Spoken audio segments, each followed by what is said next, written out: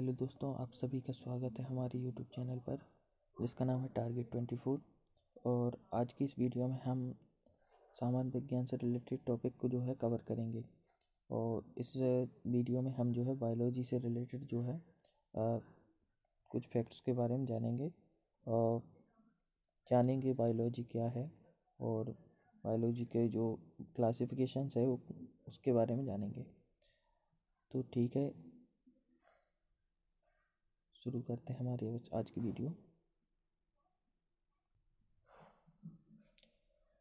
तो दोस्तों, जब भी हम कभी बायोलॉजी की बात करते हैं तो हमारे मन में सवाल आता है क्या है बायोलॉजी।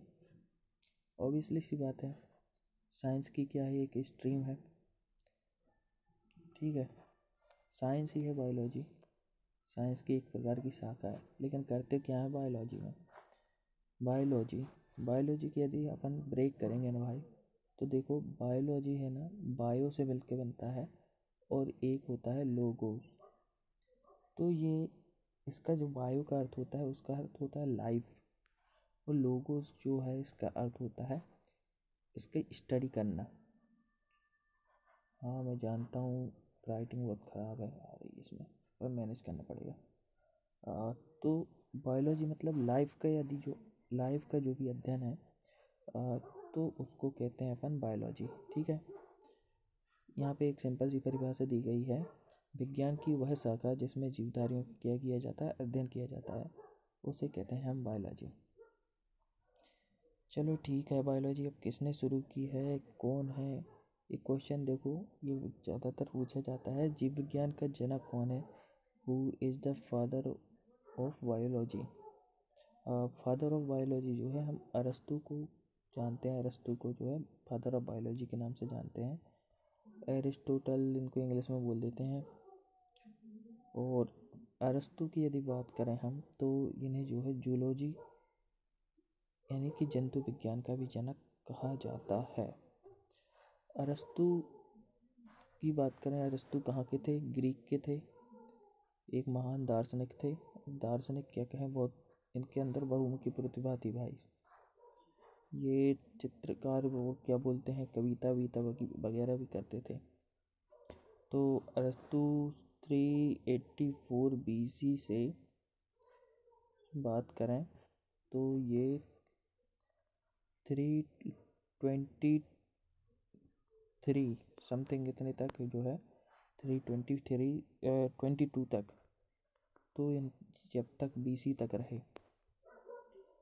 और इनके एक शिष्य थे जिनको आप जानते होंगे, उनका नाम था सिकंदर, जिन्हें अलेक्जेंडर द ग्रेट के नाम से भी आप जानते होंगे।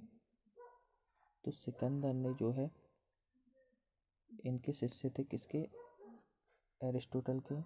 और सिकंदर ने 326 BC में जो है भारत पर जो है आक्रमण किया था, भारत विजय का अभियान प्रारंभ किया था। 326 BC में इन्होंने पोरस राजा था उसके साथ में जो है युद्ध किया था। और अरस्तु के यदि बात करें, अरस्तु के गुरु कौन थे, तो ये भी जान लीजिए भाई लोग आप, प्लेटो नाम था उनका, अरस्तु के गुरु थे। ठीक है, तो अरस्तु को जानते हैं हम फादर ऑफ बायोलॉजी के नाम से, फादर ऑफ जियोलॉजी के नाम से। और आगे बढ़ते हैं। देखो, बायोलॉजी शब्द का प्रयोग सबसे पहले किसने किया था भाई। तो देखिए, एरिस्टोटल को तो अपन बायोलॉजी के फादर के नाम से जानते हैं, लेकिन बायोलॉजी जो टर्म थी वो एरिस्टोटल ने नहीं दी थी। तो बायोलॉजी की जो टर्म थी ना, वो दी थी सबसे पहले लेमार्क ने और ट्रेवेरेनस ने। तो लेमार्क नाम के जो व्यक्ति थे, ये थे फ्रांस से भाई, और ट्रेवेरेनस थे जर्मनी से। जी हाँ, वही जर्मनी जहाँ से कौन थे, अपने हिटलर भाई थे। ठीक है, इन्होंने बायोलॉजी को टर्म को नाम कब दिया है कि भाई इसको बायोलॉजी बोलेंगे अपन, 1801 ईस्वी में जो है इन्होंने इसको नाम दिया है। ठीक है, चलिए बढ़ते हैं भाई अगली स्लाइड की तरफ। यहाँ पे देखिए, ये हैं जीव विज्ञान की महत्वपूर्ण शाखाओं के नाम। मतलब जीव विज्ञान की जो शाखाएं हैं ना, तो उनके यहाँ पे नाम दिए गए हैं। चलिए पढ़ते हैं एक एक करके, इसको मैं क्लियर कर देता हूँ। ये है, सबसे पहले नंबर पे है एपीकल्चर। एपीकल्चर देखो यार, जो जीव विज्ञान की जो शाखाएं हैं ना, ये मोस्टली क्या है, मतलब जो ग्रीक है और लैटिन वर्ड्स हैं ना, उन्हीं को लेकर जो है, मतलब उनकी जो शाखाएं हैं उनके नाम है। जैसे देखो एपीकल्चर है, तो एपीकल्चर मतलब एक, देखो एक वर्ड है एपिस, एपिस करके कुछ वर्ड है, ग्रीक वर्ड है।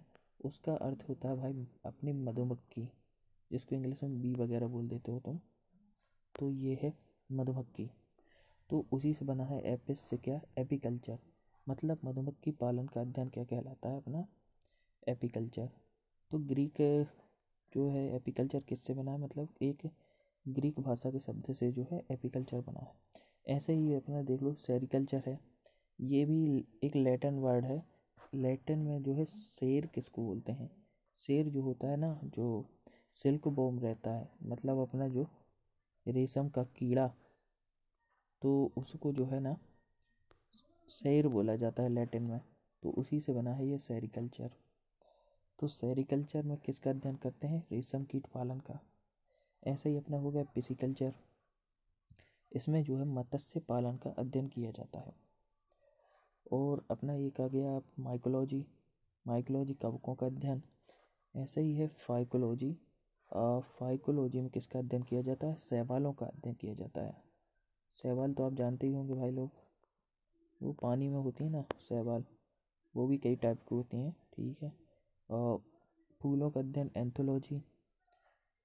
और ठीक है, अगली साइड पे चलते हैं अपन।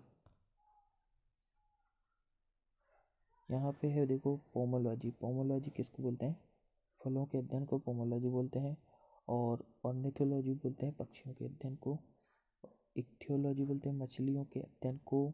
एंटोमोलॉजी कीटों का अध्ययन। डेंड्रोलॉजी बोलते हैं झाड़ियों के अध्ययन, सर्पों के अध्ययन को बोलते हैं ओवियोलॉजी। और सोरोलॉजी छिपकलियों के अध्ययन। और काष्ठी पेड़ों के संवर्धन को बोलते हैं अपन सिल्वीकल्चर, ठीक है। चलो तो ये जो है ना, इनको आप पक्का से रट लेना भाई, जीव विज्ञान की जो भी शाखाएं हैं ना, काफ़ी मतलब एग्जाम्स वगैरह में जो पूछी जाती हैं। बढ़ते हैं अपन अगली स्लाइड की ओर।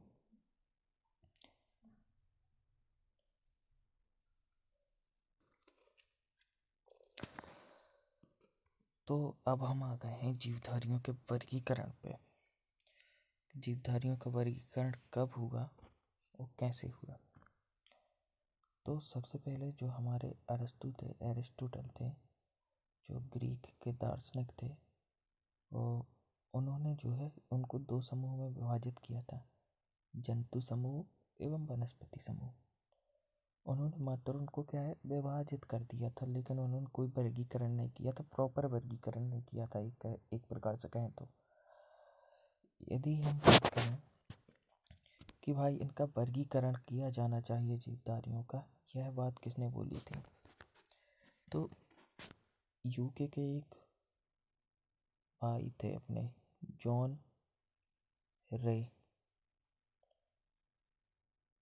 इन्होंने इसका वर्गीकरण नहीं किया, लेकिन उन्होंने वर्गीकरण का आइडिया दिया कि भाई एक साइंटिफिक अप्रोच दी कि भाई इनका वर्गीकरण किया जाना चाहिए।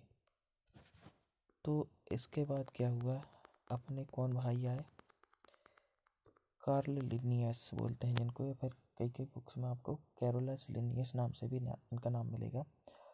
तो इनकी एक बुक है सिस्टेमा नेचुराम, इन्होंने जो है इनका प्रॉपर जो है वर्गीकरण किया जीवधारियों का।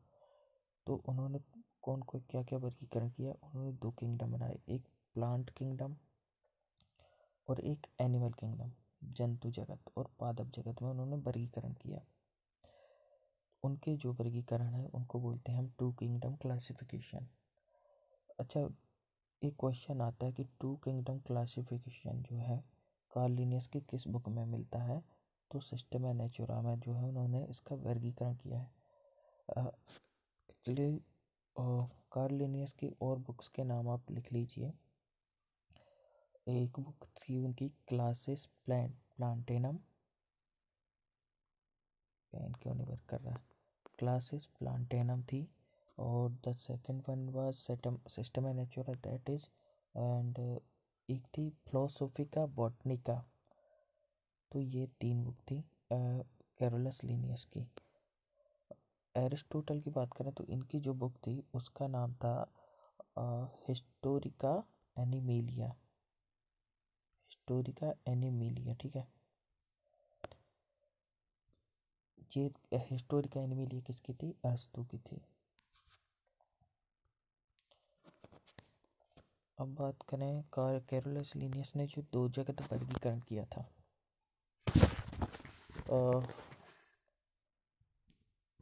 सबसे पहले लिनियस ने किया तो वर्गीकरण 1969 में जो विटकर का वर्गीकरण आया, तो ये तो काफ़ी बाद में आया। तो इनका जो 5 जगत वर्गीकरण था, तो इन्होंने डायरेक्ट जो है 5 जगत का वर्गीकरण तो नहीं किया। इसकी एक प्रोसेस हुई कि सबसे पहले 2 किंगडम क्लासिफिकेशन दिया किसने? लिनियस ने। तो लिनियस को क्या कहा जाता है इसी कारण? फादर ऑफ मॉडर्न टेक्सोनॉमी, क्योंकि सबसे पहले जो है टेक्सोनॉमी मतलब वर्गीकरण किसने किया? कार्ल लिनियस ने। दैट्स वाई हम उनको क्या बोलते हैं? Father of modern taxonomy. वर्तमान में हम पढ़ते हैं जीवधारियों का 5 किंगडम क्लासिफिकेशन, जो R.H. विटकर ने दिया था फाइनली, कब? 1969 में। इसमें है था मोनेरा पहली किंगडम, दूसरी प्रोटिस्टा, पादप, कवक, जंतु। लेकिन क्या वाकई R.H. विटकर ने ये 5 किंगडम क्लासिफिकेशन दिया? तो जवाब होगा नहीं। कैरोलस लिनियस ने जो है इम्प्रूव किया, जो टेक्स्ट मतलब जो पहले से वर्गीकरण चला आ रहा था उसको उन्होंने जो है उसमें अपडेट किया है कुछ। तो क्या क्या हुआ, कैसे कैसे इसका वर्गीकरण हुआ, वो हम देखते हैं।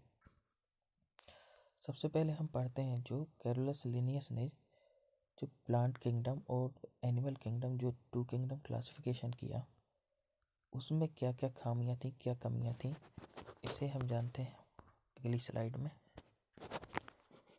तो देखिए कैरोलस लिनियस ने क्या किया था? 2 किंगडम बनाई थी। एक थी अपनी प्लांट किंगडम और दूसरी थी एनिमल किंगडम, ठीक है। उन्होंने क्या किया था? जो प्लांट किंगडम थी, उन्होंने कहा भाई जिस भी जीवधारी के अंदर, जीवधारी की कोशिका में सेल वॉल है तो वो क्या है? प्लांट किंगडम में आएगा। और जिस जीवधारी की कोशिका के अंदर सेल वॉल नहीं है तो क्या आएगा? वो एनिमल किंगडम में आएगा। तो सेल वॉल के आधार पर उनका क्या था? वर्गीकरण था। कभी क्वेश्चन आए कि कार्ल लिनियस का जो 2 किंगडम क्लासिफिकेशन था, 2 जगत वर्गीकरण था, वह किस पर आधारित था? तो याद रखिए वो था कोशिका भित्ति पर आधारित, सेल वॉल पर आधारित था, ठीक है। अब बात करते हैं कि क्या क्या कमियां थी कैरोलस लिनियस की इस क्लासिफिकेशन में। तो पहली बात तो थी उन्होंने एक कोशिकीय और बहुकोशिकीय जीवों का जो है वर्गीकरण नहीं बताया। मतलब कि एक कोशिकीय जीवों का कौन से किंगडम में जो है एक कोशिकीय जीव होंगे और कौन से किंगडम में जो है बहुकोशिकीय होंगे, यूनिसेलुलर एंड मल्टीसेलुलर। दूसरी बात, उन्होंने कोशिका के जो प्रकार को भी स्पष्ट नहीं किया कि यूकैरियोटिक होंगे कि प्रोकैरियोटिक। वैसे यूकैरियोटिक और प्रोकैरियोटिक के बारे में हम आगे पढ़ेंगे, लेकिन अभी आपकी जानकारी के लिए मैं बता दूं, जो प्रोकैरियोटिक सेल होते हैं उनमें जो है न्यूक्लियस नहीं पाया जाता है। न्यूक्लियस नहीं पाया जाता, या फिर पाया जाता है तो अविकसित पाया जाता है, मतलब वेल डेवलप्ड नहीं पाया जाता। लेकिन जो यूकैरियोटिक होते हैं उनमें जो है न्यूक्लियस रहता है ना, वो पाया जाता है और प्रॉपर वेल डेवलप्ड होता है, विकसित रूप में पाया जाता है। और जो प्रोकैरियोटिक होते हैं उनमें जो है क्रोमेटिन नहीं बनते हैं और यूकैरियोटिक में क्रोमेटिन बनते हैं। और तीसरी कमी थी कैरोलस लिनियस के कार्ल लिनियस के जो क्या है टू किंगडम क्लासिफिकेशन में, वह थी यूग्लिना की स्थिति। उन्होंने यूग्लिना की स्थिति को भी साफ नहीं किया था कि भाई इसे किस किंगडम में रखा जाना चाहिए, क्योंकि उस टाइम पे जो था यूग्लिना बहुत बड़ी समस्या थी भाई वैज्ञानिकों के लिए, क्योंकि यूग्लिना एक ऐसी चीज़ है जो मतलब जंतु जगत और पादप जगत दोनों के बीच की चीज़ थी। तो कन्फ्यूजन था कि भाई इसको किस किंगडम में रखा जाना चाहिए। और चौथी चीज़ थी भाई पोषण का स्रोत, मतलब मोड ऑफ न्यूट्रिशन का उन्होंने नहीं बताया कि इनका पोषण किससे लेते हैं मतलब। तो ठीक है, तो दो किंगडम क्लासिफिकेशन की यह कमियां थी, और आगे चलकर इन्हीं कमियों को आधार बनाकर जो है 5 किंगडम क्लासिफिकेशन में इसका क्या हो गया, अपडेट हो गया। तो आगे बढ़ते हैं हम। इसके बाद आए अपने अर्नेस्ट हैकल। अर्नेस्ट हैकल ने क्या किया, 3 किंगडम क्लासिफिकेशन दिया। देखो प्लांट और एनिमल, यह वर्गीकरण तो अपने कौन कैरोलस लिनियस दे चुके थे कि भाई प्लांट किंगडम और एनिमल किंगडम में इनका वर्गीकरण होना चाहिए। अर्नेस्ट हैकल ने इसमें एक किंगडम और जोड़ी जिसका नाम था प्रोटिस्टा। उन्होंने बताया, उन्होंने क्या किया कि भाई उन्होंने एक समस्या थी जो एक कोशिकीय और बहुकोशिकीय जीवों के वर्गीकरण वाली, इसको उन्होंने सॉल्व कर दिया। ठीक है, और एक और उनको यूग्लिना की भी प्रॉब्लम सॉल्व कर दी। 4 में से उसने 2 प्रॉब्लम सॉल्व कर दी, और उन्होंने प्रोटिस्टा करके एक बनाया, और जो यूग्लिना है प्रोटिस्टा के अंदर रखा उसको। ठीक है, और प्रोटिस्टा के अंदर जो है एक कोशिकीय जीवों को बताया गया कि एक कोशिकीय जो भी जीव रहेंगे वो प्रोटिस्टा में आएंगे। इसके बाद अभी प्रॉब्लम तो पूरी सॉल्व नहीं हुई। कोपलैंड भाई साहब आए, अपने 4 किंगडम क्लासिफिकेशन दिया उन्होंने। तो प्रोटिस्टा, प्लांट, एनिमल, ये 3 किंगडम तो ऑलरेडी मौजूद थे। तो उन्होंने एक और किंगडम क्लासिफिकेशन दिया, मोनेरा। अब उन्होंने क्या किया, उन्होंने कहा कि भाई यूकैरियोटिक और प्रोकैरियोटिक वाली ये प्रॉब्लम मैं सॉल्व कर देता हूँ। जो भी जीव हैं प्रोकैरियोटिक, जिनकी सेल्स होंगी तो वो मोनेरा में आएंगे, मोनेरा में जो है प्रोकैरियोटिक आ जाएंगे। एनिमल में मल्टी सेल्यूलर जाएंगे, एनिमल प्लांट वगैरह में मल्टी सेल्यूलर आएंगे। ठीक है, और यूकैरियोटिक जीव वगैरह।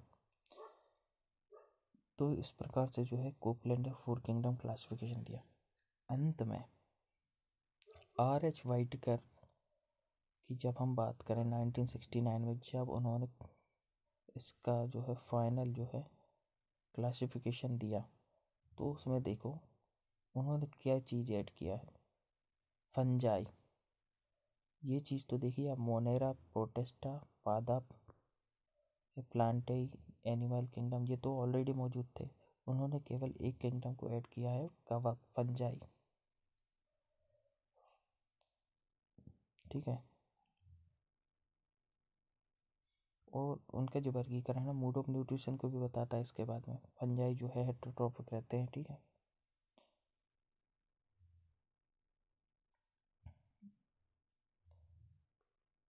ये देखिए ये आ जाते हैं हमारी, ये लिस्ट बनी आ गई 5 किंगडम क्लासिफिकेशन की। मोनेरा के अंदर जो है प्रोकैरियोटिक रहेंगे, प्रोटिस्टा के अंदर यूकैरियोटिक रहेंगे, फंजाई भी यूकैरियोटिक। देखो मोनेरा में प्रोकैरियोटिक, बाकी सब में यूकैरियोटिक।